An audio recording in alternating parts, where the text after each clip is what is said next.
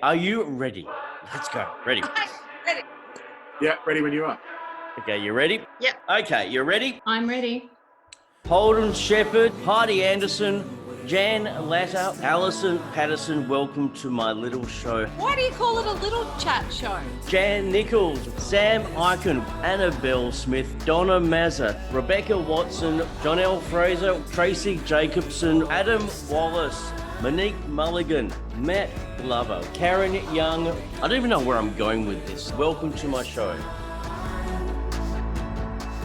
Welcome to another episode of Josh Langley Gets to Know It. Now, before we meet our guest, great news. Here I am. My online self-esteem course for kids is now up and running and ready to go. And it's already starting to do some amazing things. So go to my website, joshlangley.com.au, hit the links to Here I Am and take a look around, look at the free previews and the videos, and you will see what it's all about. Meanwhile, hit like, subscribe for the YouTube channel so you get all the updates. Now, I have just finished having an amazing chat with Claire Eaton. Now, Claire Eaton is a youth coach for both parents and youth. She has written these two books. This one's Rock and Rise, The Teenager's Guide to Building Resilience, Optimism and Confidence. And this one here, which is Hello High School, Goodbye Dramas and Stress, 85 Tips for High School Teens that boost friendships, mindset, productivity and success. Now, if you are a parent of teens or tweens or you've got primary school age kids and you go, what am I going to be in for? You are needing to watch this. We talk about setting boundaries. We talk about why there is so much social anxiety with teenagers now compared to 30 years ago and what parents can do about it. We've got lots of great tips, advice and insights for parents and to how to understand what their teenager is going through and hopefully make the family dynamic a little bit easier. So join me as we get to know Claire Eaton.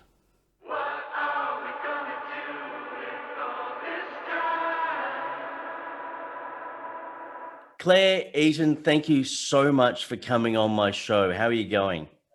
Hey Josh, nice to be here. Thank you. I'm looking forward to this. Well, look, you know what? I held up your books in my intro, and I've got them here. Now, I want to ask a really important question. Why weren't these around when I was a teenager? I know that question that every parent asks me. Look, I think we've come to a point, we've evolved to a point where we've recognised that teenagers need tools and resources. We can't just leave them swimming by themselves anymore. And I'm not the only person that's doing this. There are so many amazing practitioners and professionals in Australia who are constantly finger on the pulse writing resources and tools for teenagers, and teenagers and their families are gobbling them up. So the need is there and many professionals are responding, which is, like yourself, magnificent.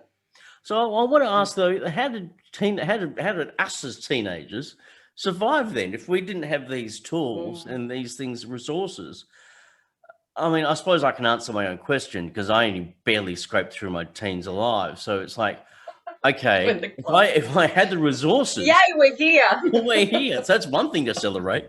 But it's like, I suppose if we had the resources, we would maybe, I don't know, be more flourishing, I guess. I don't know. But yeah, I mean, what has changed? What has brought on this need to help teenagers?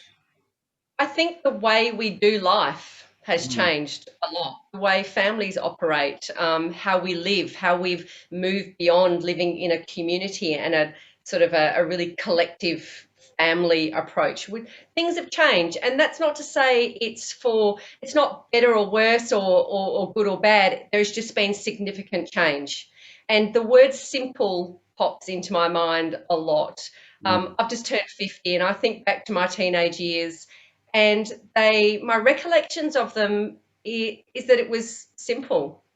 It was relatively plod along, and we took some risks. We made some really dumb decisions. We weren't smart at times, but we've had so many things come into the way we do life now that wasn't there before.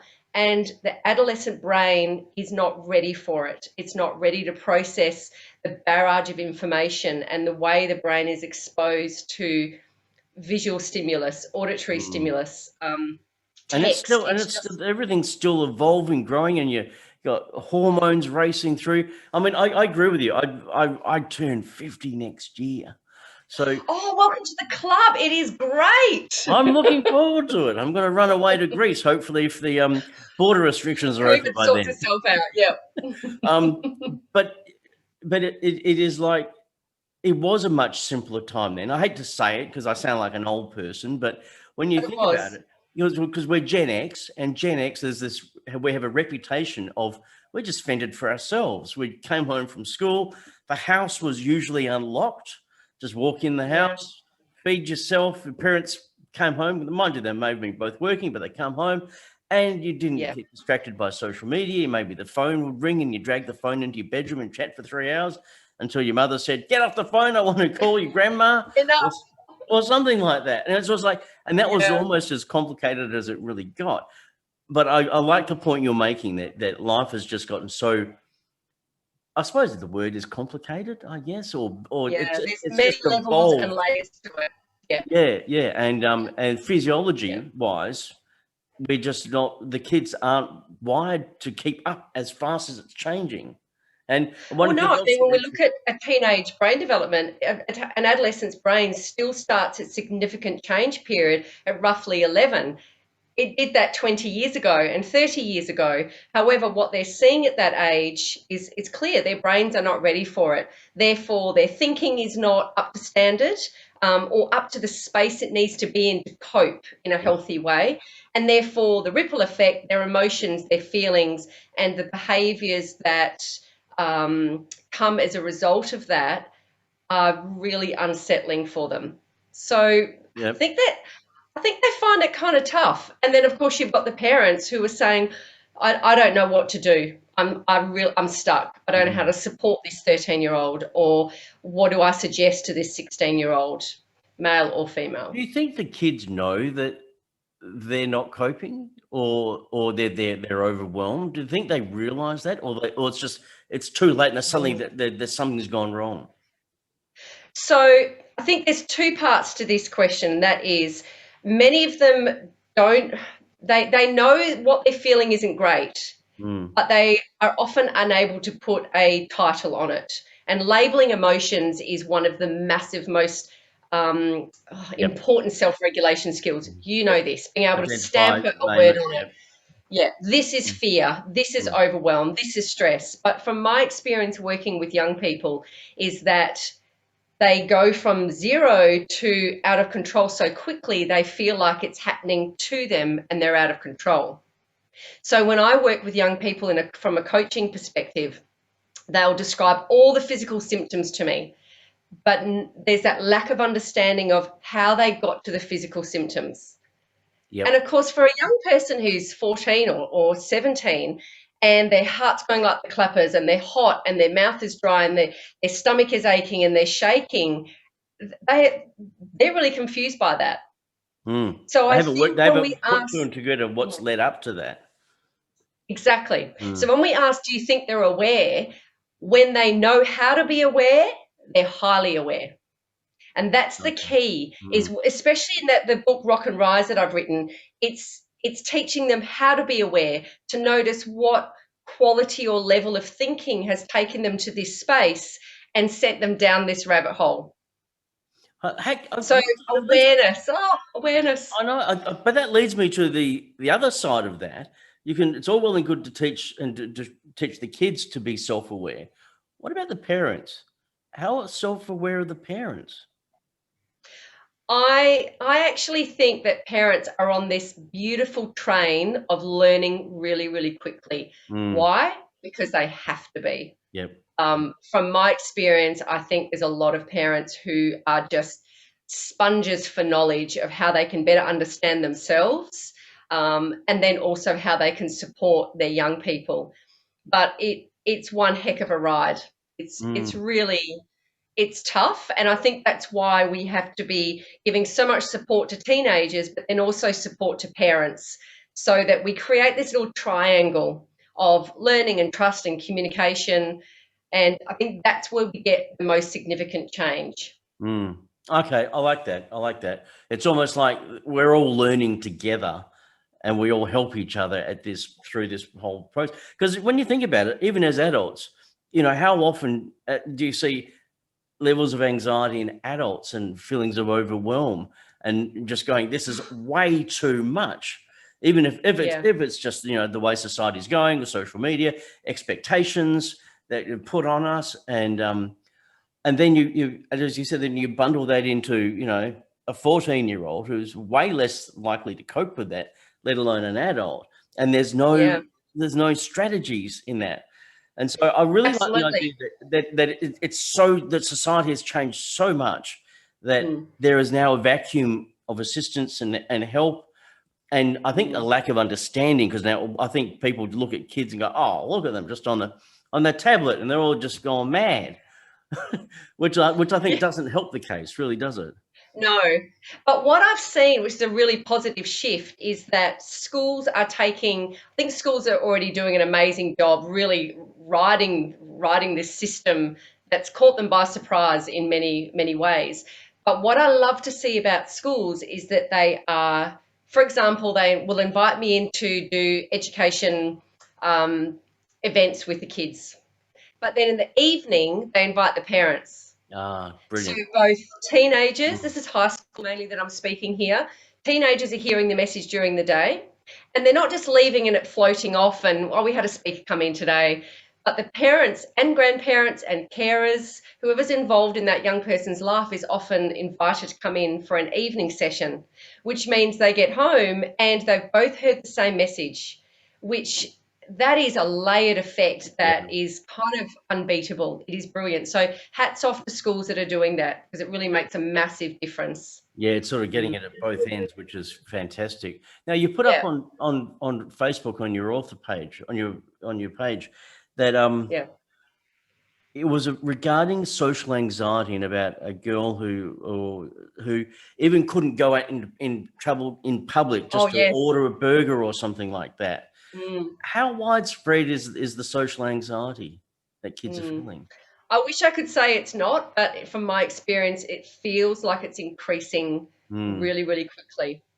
And I've often reflected on what's going on with this. But many of the young people that I've coached around this, first of all, I say it's kind of not their fault because they're mm, so immersed in communicating through a device, which means everything that they do, every conversation, photo, invitation that they do can be highly edited and made just so.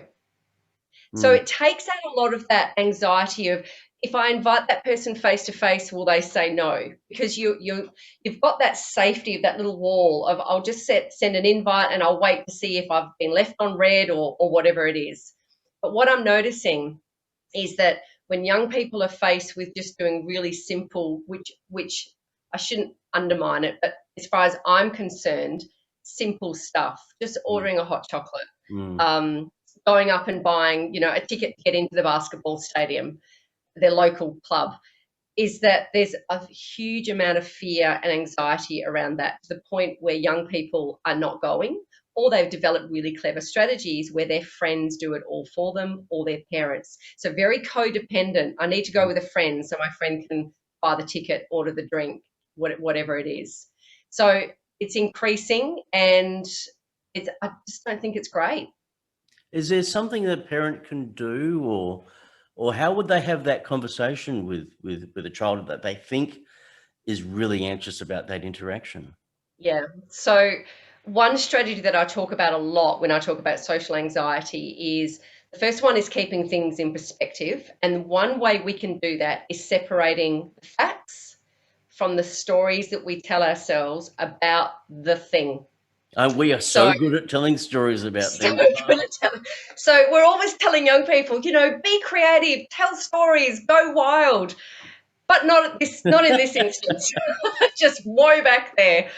So, I think it's a skill where we can help our young people to have that awareness that they've shifted out of identifying the facts.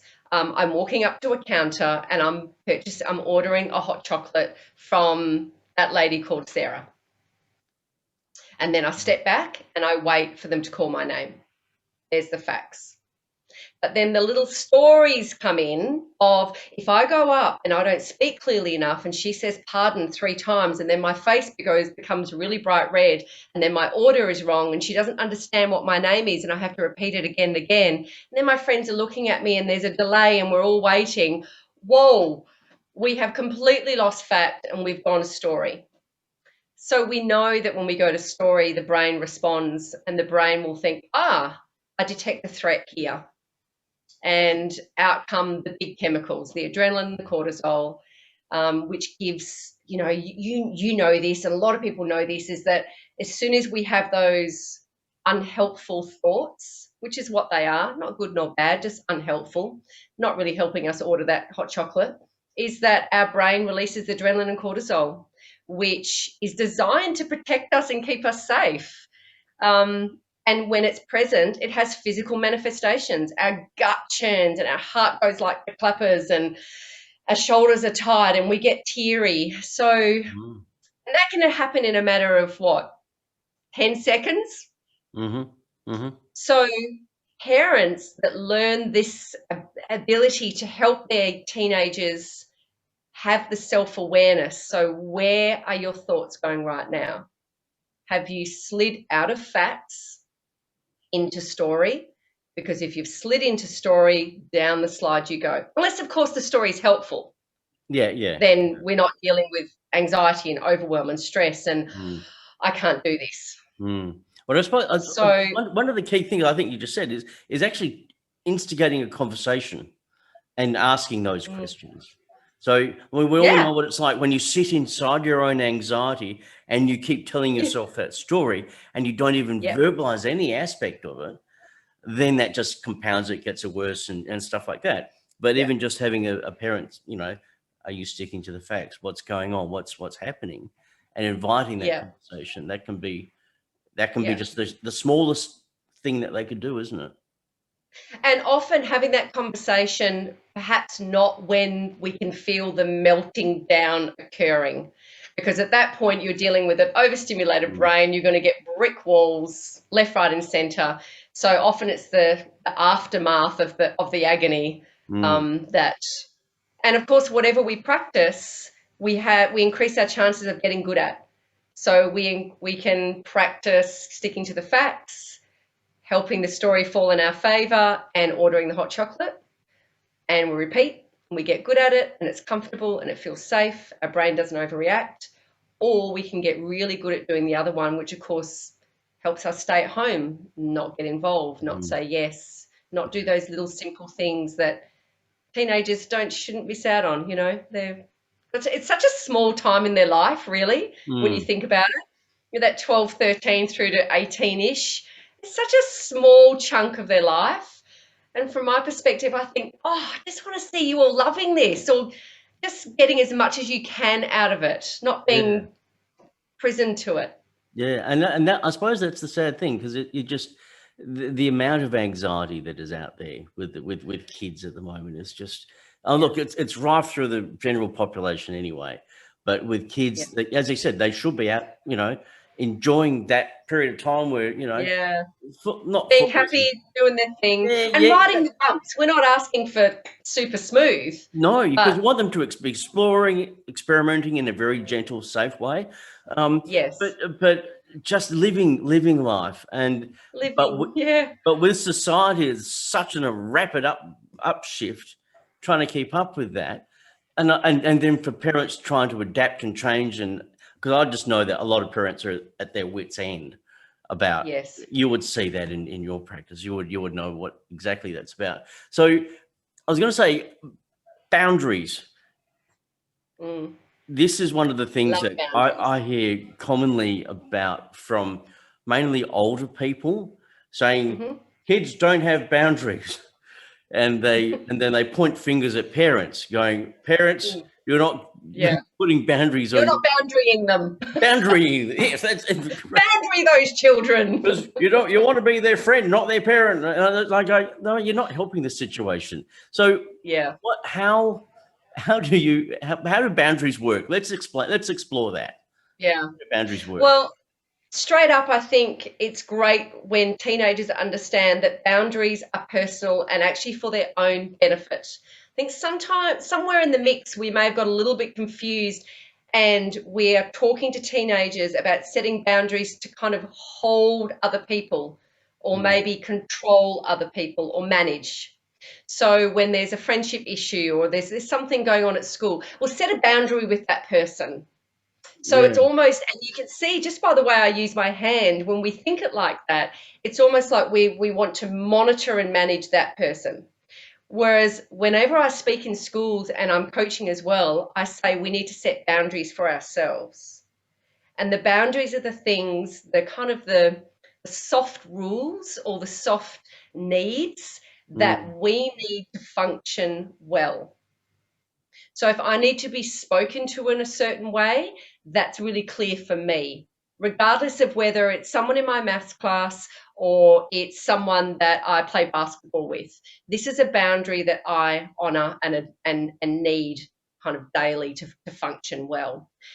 So what I love about boundaries is they go with you everywhere. We really shouldn't have a different set of boundaries for every person that we meet because we would be exhausted. You have to remember, what boundary did I have with Sharon? Oh, I can't remember. Yeah. What did I have with Barry? Yeah, that's right. You'd be pulling out your phone with your notes. So where am I? What's my boundary system here? So our boundaries are really clear, often connected to our value system of what it is that I need to feel safe, to feel secure, to feel myself, and to know that I can speak openly and without being edited and seeking perfection. So I think boundaries is something that teenagers are having to learn more quickly than we may have had to learn in our generation when we were similar ages, because there are so many ways to get at each other. Yeah, So okay. as you mentioned before, we had the phone, or you knocked on the door, or you saw each other at the lockers in between classes. Whereas now it's bing, ding, ding, messages, photos, every app. The phone is just like this hot spot of superhighway of connecting. So what I believe we need to be doing here is helping our young people say, this isn't working for me, so I need to set a boundary that's good for me. Whether other people agree with it or not, it helps me just to get on. It reduces my anxiety, helps me to get my tests done on time.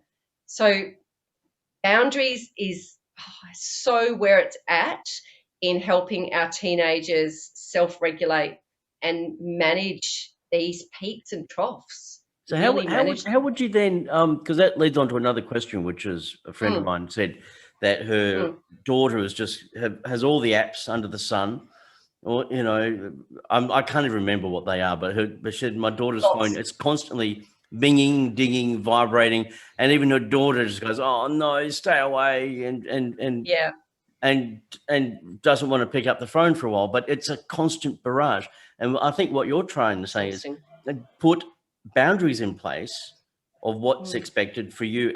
I suppose you need a certain amount of self-respect as well, because sometimes people put themselves last. So everyone else is more important. I'll answer the message from Bill. I'll answer, you'll do all that sort of stuff before putting yourself first. But putting boundaries in place is actually respecting yourself. So how do you even start to put, like, say, boundaries in place for social media use? So one of the key things, when you need a boundary when something doesn't feel right. So if there's a something, my sleep's not right, what do I need to tweak there to help my sleep be better? I need to turn my phone off earlier so that I can get good melatonin production and get into that good sleep prep space. So that we keep coming back to that awareness. When there's something that doesn't feel right, it often means we need a boundary around it.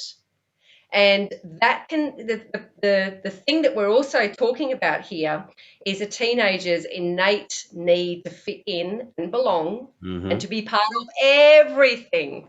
And they don't want to miss out. It takes, how much self-discipline and grit does it take to say, I'm turning my phone off at 8 o'clock because we know some good stuff, some good chats and invitations goes on after 8 p.m. Mm. So that's risky because we get to school the next morning and all the girls are talking, but you turned your phone off at 8, so you missed out. Mm-hmm. So And there's you could a be lot of excluded from the risk. group or something. Yeah. Ramifications. Yeah, you just, you weren't there. Oh, we were talking about it last night. What do you mean you turn your phone off? And then there's a layer of judgment that comes in. So it's a big deal to ask a young person as a parent. We say, just turn it off. Just slide it off. Just switch it, delete it. And I can just picture these 15-year-olds looking at you like, what? Do what? But that's what's going through in their heads. So 2 parts. First of all, be aware that there's something that's not quite right, but we have to take them, guide them to the end of the process. And that is, once they've disengaged or shut it off at a particular time, is check in with them in a few days and say, what difference have you noticed that boundary has made for you? We have to bring their attention to it. They go, oh yeah, I'm sleeping better. My nights are less stressful. I'm not overthinking when my head hits the pillow. That's because you set a boundary. Good work. It wasn't easy. It feels uncomfortable and might still, but you did it. So once again, practice setting boundaries. They get easier, more familiar, and you can stay in your own lane a little bit more. But hey, this is adults are working on this, right? Oh, hello. Last year, this is my phone. Last year, I turned off all the audio notifications except for the ringer. So it rings, and that's the only thing it does. Every Facebook notification. Oh, the relief. It was the best relief. It was like I can actually sit and watch a TV show without going, "Who's that? Who's that? Is that something I'm missing out on?" And it was, and I reckon that that's my thing for anybody. Turn all your audio notifications off on your phone. The world's instant not going to release, collapse. because you've dialed down. Yeah, you've dialed down on that auditory invasion. Yeah, and of course, you physically feel yourself moving and not relaxing because you're wanting to jump up to see who's on the phone, and it's only someone just giving you a thumbs up. Like, what?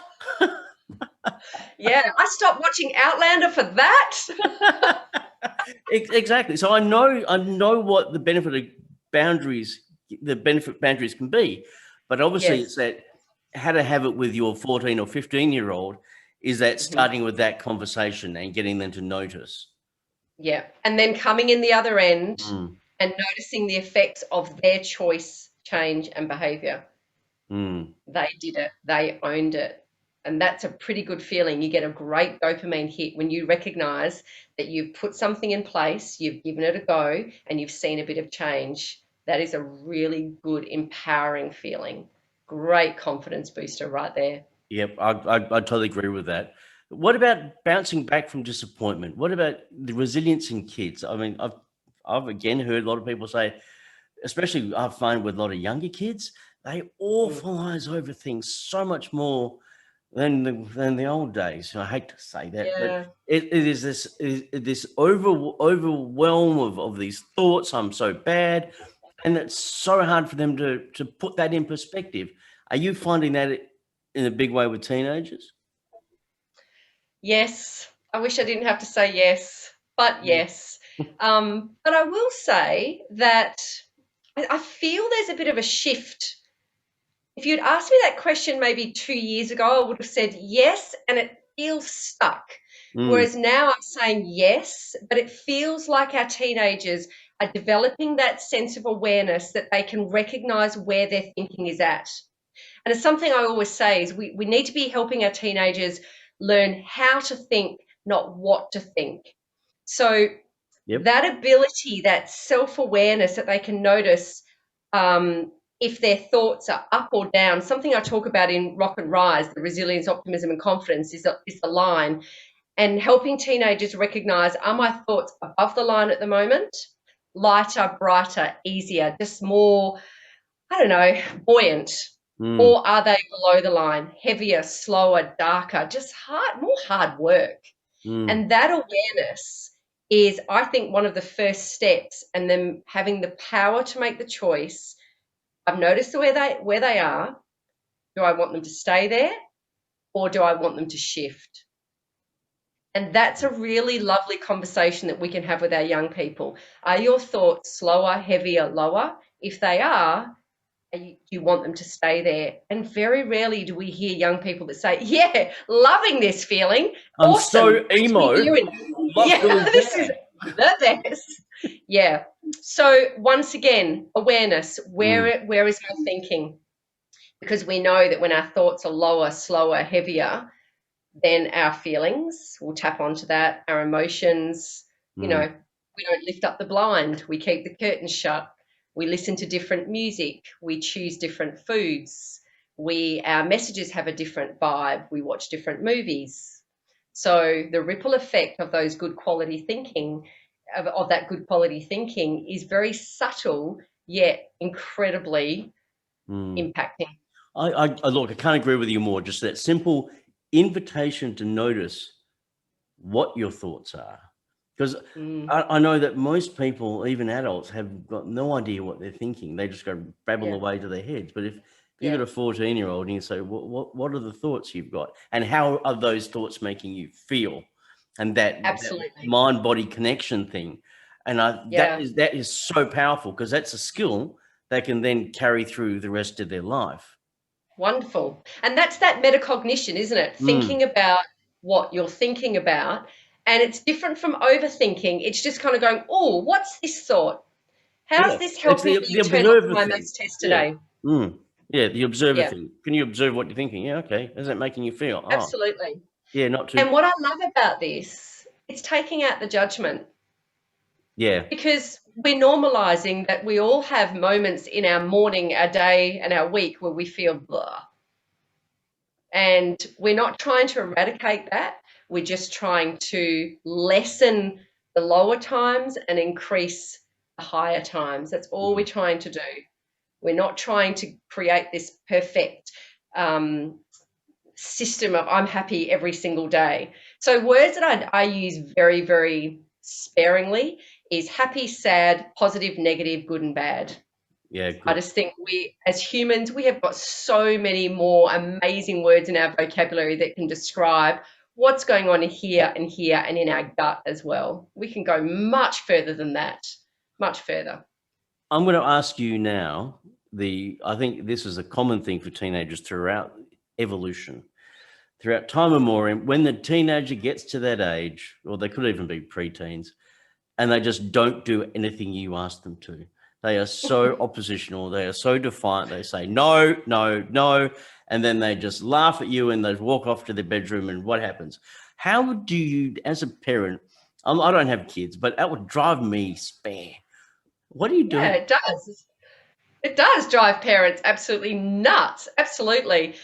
I think we've got to remember, like a toddler stage, teenagers have their stage as well, where they push back. And they're designed to push back against parents. They're designed to stretch out and connect with the wider community. So something that I say to parents, which it's tricky because it's kind of complimentary when our parents, when our teenagers push back against us, because there's a safety there.